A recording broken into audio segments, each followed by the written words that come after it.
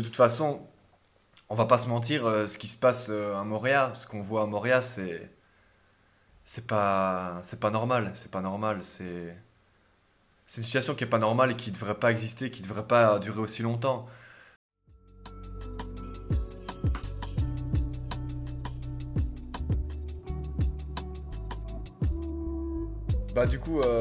Moi c'est Martin Fonder, je suis originaire de Walkenrad, donc en Belgique. Le 6 octobre, j'ai été diplômé comme ingénieur civil des constructions. Et on est parti le lendemain donc en vélo sur ce projet à Kennes avec Caroline. Moi, je m'appelle Caroline, je suis française. J'ai fini mes études aussi d'ingénieur il y a deux ans maintenant. Et depuis, je m'investis plutôt sur des missions humanitaires, toujours liées de près ou de loin à la construction. Alors, le projet à Kennes, pour nous, c'était vraiment un mix de nos deux envies. Et en fait, on en a ressorti trois grandes idées qu'on avait envie de mettre en place, qui étaient s'investir, transmettre et grandir. Donc à la fois personnel pour nous, grandir à travers les cultures, à la fois s'investir pour donner notre énergie là où il y en a besoin, et puis transmettre parce qu'on est en lien avec des écoles, des gens dans nos pays pour leur montrer une autre réalité qu'ils ne connaissent pas forcément. Concrètement, ça s'est mis en place à travers un voyage en tandem.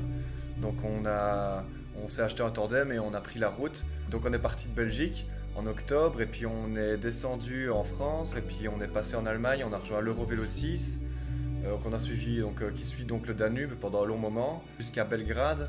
Ensuite on est allé au Monténégro, puis on est redescendu en Albanie, Grèce jusqu'à Athènes et puis là on a pris un ferry jusqu'ici à Lesbos où on se trouve actuellement à l'instant où on vous parle, quoi.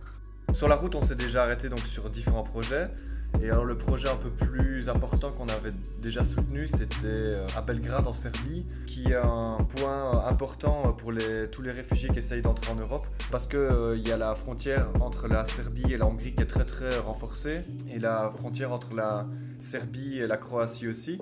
Et donc concrètement, il y a énormément de réfugiés qui sont amassés à ces frontières-là et qui vivent parfois dans des conditions déplorables. Et là, notamment, nous, en fait, on a construit des douches en fait, dans un camion qui va permettre d'amener un minimum d'hygiène à des réfugiés qui sont en fait amassés à la frontière dans un camp qui n'est pas officiel. Et alors là, ils n'avaient pas accès donc, à aucune structure sanitaire ou hygiénique. Et alors, on nous a demandé en gros si on pouvait les soutenir en construisant cette douche.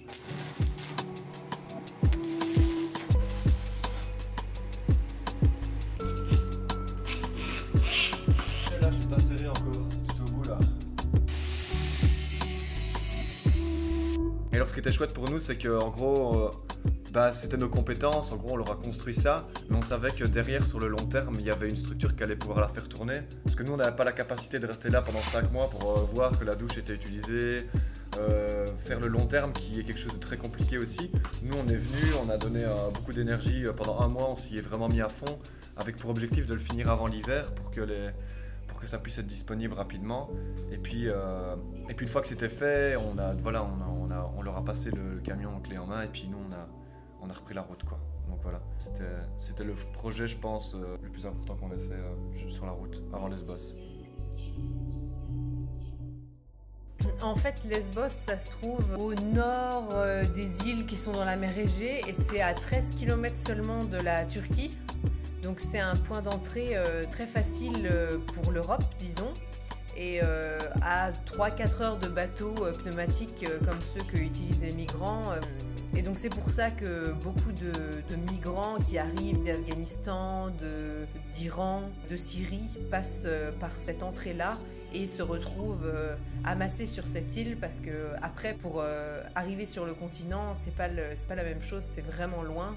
Donc là, les gens se retrouvent bloqués ici en fait parce que ils passent des interviews pour savoir s'ils vont recevoir l'asile ou pas et les procédures sont très très longues. Il y avait déjà un problème avant que Lesbos soit au cœur de l'actualité, c'est-à-dire qu'il y a un gouvernement de droite, voire extrême droite, qui est passé au pouvoir il y a quelques mois et qui a promis qu'il allait débarrasser la Grèce des réfugiés. Sauf qu'en fait, il a essayé de débarrasser le continent des réfugiés, mais pas les îles. Donc les îles ont été complètement prises en sandwich avec une porte fermée au continent et une arrivée toujours à peu près la même de la Turquie. C'est ce qui a causé le nombre de personnes aujourd'hui qui s'amassent dans le camp, qui atteint plus de 20 000 personnes dans un camp qui est dimensionné pour 3 000 personnes à la base. Le moment où Lesbos a été mis en avant dans l'actualité, il y a eu vraiment beaucoup de facteurs qui ont fait que la situation a explosé. Tout d'abord, il y a le gouvernement a annoncé la création d'un centre fermé sur l'île. Donc ça a rassemblé tous les Grecs de l'île en fait, qu'ils soient d'extrême gauche, d'extrême droite, qu'ils soient pas spécialement engagés politiquement. Tout le monde était contre ce centre. Et puis après ça, il y a la Turquie qui a annoncé qu'elle ouvrait ses frontières. Donc là, il y a des bateaux qui ont commencé à arriver. Là, il y a eu les images qu'on a vues avec des gens très très radicaux qui étaient carrément amassés aux plages pour repousser les bateaux. Et puis les directives de l'Europe qui étaient de repousser et de renforcer les frontières. Donc on a vu des images avec des bateaux qui tiraient à côté des bateaux des réfugiés, ce genre de choses. Et puis dernièrement, là, il y a le coronavirus qui est en train d'arriver. Du coup, là, on parle plus trop de la situation de Lesbos sur la scène internationale, mais ici, ça reste une situation particulière. Nous, du coup, en arrivant à Lesbos, on a fait ce qu'on fait en arrivant aux endroits où on a envie d'aider. C'est que d'abord, on prend une semaine, 10 jours pour essayer de bien comprendre la situation, essayer d'identifier les acteurs majeurs. Et après, on essaie d'identifier un besoin et voir si on est capable d'y répondre avec nos compétences, notre énergie, etc. Pour pas se lancer sur un projet où on serait pas pertinent, pour pas venir faire plus de tort que de mal, parce que ça existe aussi des gens qui veulent faire du bien, mais en fait, c'est des contextes qui sont tellement particuliers que c'est pas toujours facile d'amener une bonne réponse. Nous, on avait identifié un besoin, c'était une école qui a été créée par des réfugiés, pour des réfugiés, à l'intérieur de la jungle, donc c'est-à-dire pas dans le camp, mais à l'extérieur du camp. Et cette école, pour une raison, devait se déplacer. On leur a proposé de les aider. Donc on a commencé à construire l'école sur un terrain qu'on avait trouvé, on avait commencé le chantier. Et puis en cours de chantier, on est venu nous trouver, on nous a dit écoutez, là il y a le coronavirus qui va probablement arriver dans le camp dans les jours et les semaines à venir.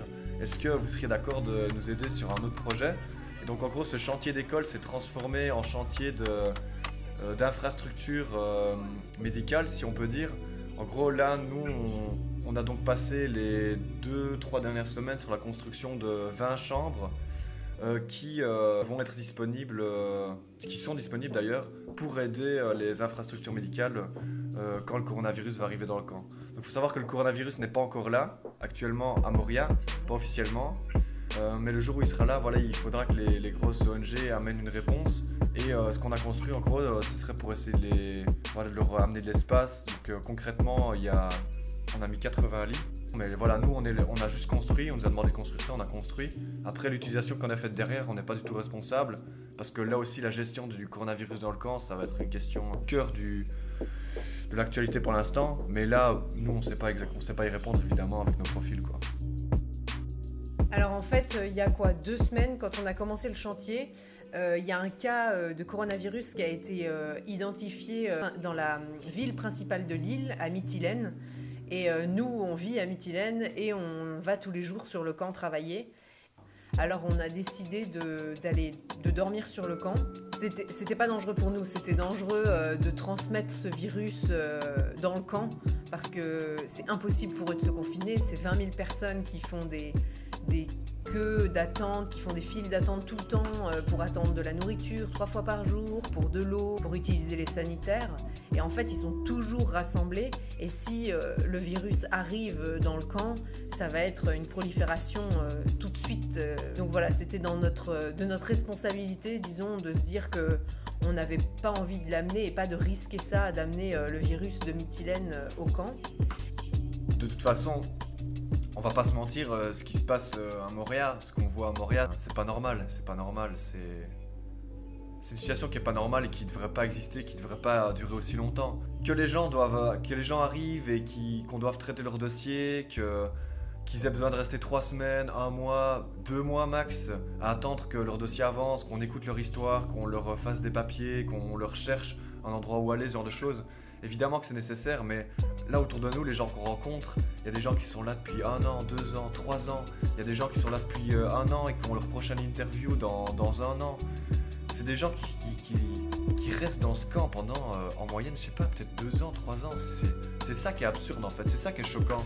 Au-delà des conditions de vie, au-delà des conditions d'hygiène, c'est vraiment le temps qui reste dans cet endroit à attendre une réponse qui parfois est négative. Donc ça veut dire que y a des gens qui fuient la guerre, qui arrivent là-bas, ils attendent là 3 ans pour qu'on leur dise qu'ils peuvent pas continuer, quoi. C'est ça qui est horrible et c'est ça qui est horrible pour eux. Enfin, tous les gens qui ont fui la Syrie, ils ont vu quelqu'un mourir sous leurs yeux, certains ils ont des traces encore de bombes sur les jambes. Les gens qui ont fui l'Afghanistan, ils se sont fait menacer par les talibans, ils ont des proches qui sont décédés à cause des talibans. Les gens qui sont en Iran, là on a discuté avec quelqu'un, il avait reçu des coups de fouet parce qu'il avait bu de l'alcool. Donc c'est ça que je retiendrai aussi, c'est que c'est des gens qui fuient véritablement. C'est des gens qui nous disent aussi que le jour où la Syrie sera en paix, ce seront les premiers à rentrer. Et moi, ce qui me marque aussi, pour pas toujours être dans la négativité, c'est aussi la dignité de ces gens qui tous les jours se lèvent, tous les jours recuisinent la nourriture qu'on leur donne, s'organisent des petits espaces de vie, organisent des écoles, organisent des manifestations, apprennent l'anglais. On a rencontré des gens qui, il y a 6 mois, parlaient pas un mot d'anglais et qui aujourd'hui, avec qui on peut échanger. Donc il y a de belles initiatives, il y a des choses qui naissent et ça montre il y a énormément de commerce. Il y a un marché dans Moria, il y a les meilleurs falafels de l'île sûrement dans Moria. Il y a une force qui est là, qui est à l'intérieur du camp et qui est belle et qui est toujours en vis-à-vis avec le désespoir qu'ils peuvent vivre, l'attente qui est interminable. Et voilà, il y a des gens à qui on demande bon voilà, comment on pourrait t'aider. Et en fait, toutes les personnes nous disent ouais, on n'a pas l'électricité, oh on n'a pas ça, oui on dort sous les tentes, oui quand il pleut, il nous pleut sur la tronche quand on dort. Mais c'est pas ça le problème. Le problème c'est qu'on est là. Pourquoi on est là ? Et ça c'est vraiment fort parce que c'est des gens qui sont résilients, qui sont forts, qui sont très très résistants.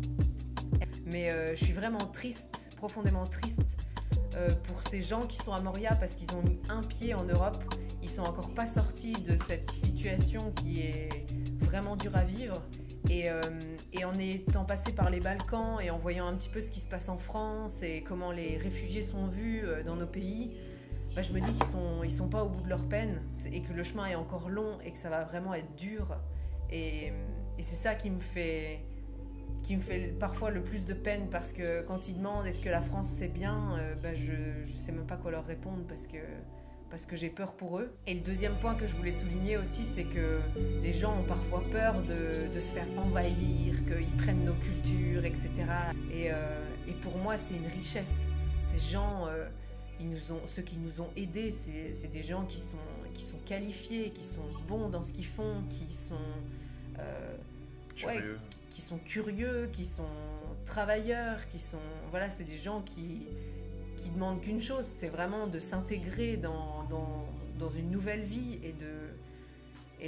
voilà, ce qu'ils ont juste envie, c'est d'avoir une maison, une famille et qu'ils soient heureux et voilà, ça fait quand même réfléchir et je trouve qu'on passe à côté de ça, on passe à côté de la ressource et de la richesse qu'on pourrait trouver dans ce flux migratoire.